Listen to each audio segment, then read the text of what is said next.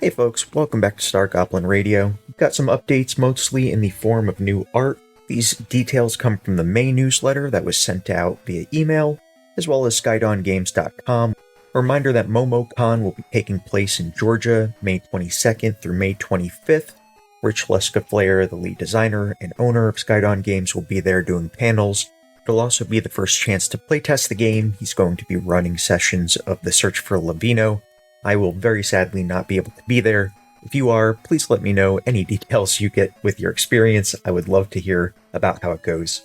As mentioned, SkydawnGames.com has been updated, mostly in the form of some new art, and the FAQ has been expanded. The updates to the FAQ are mostly things I've already talked about on this channel, details that have already been shared with the community both through Skydawn's Twitch streams and their Discord channel. Of note is a list of video games that are covered in the TTRPG book. Phantasy Star Gaiden and Phantasy Star Adventure are both listed. These were games for the Sega Game Gear and not released in North America.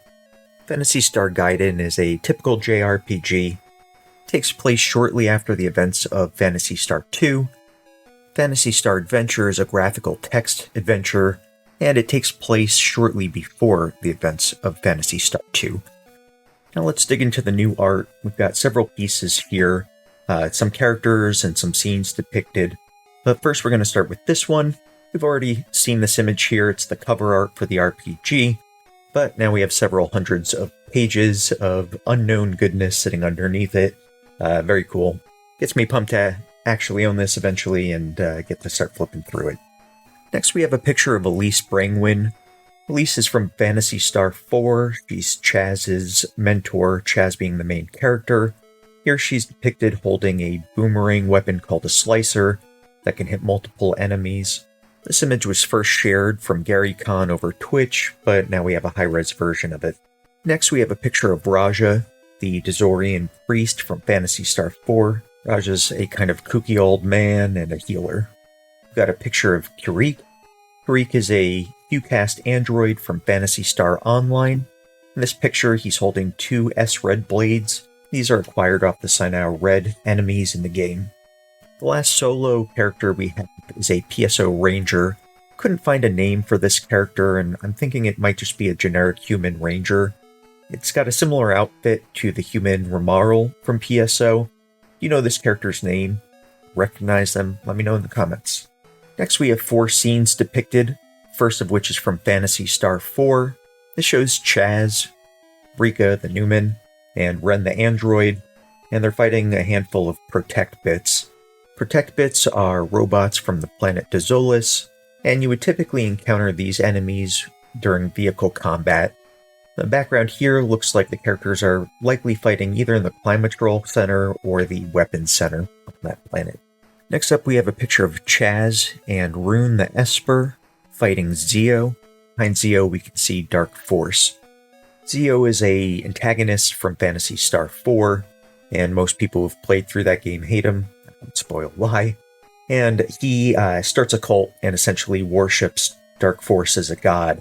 That worship of Dark Force is also something that is briefly touched on in Phantasy Star 1. I really think only in the manual as well, so something we can look forward to world building around in our own games.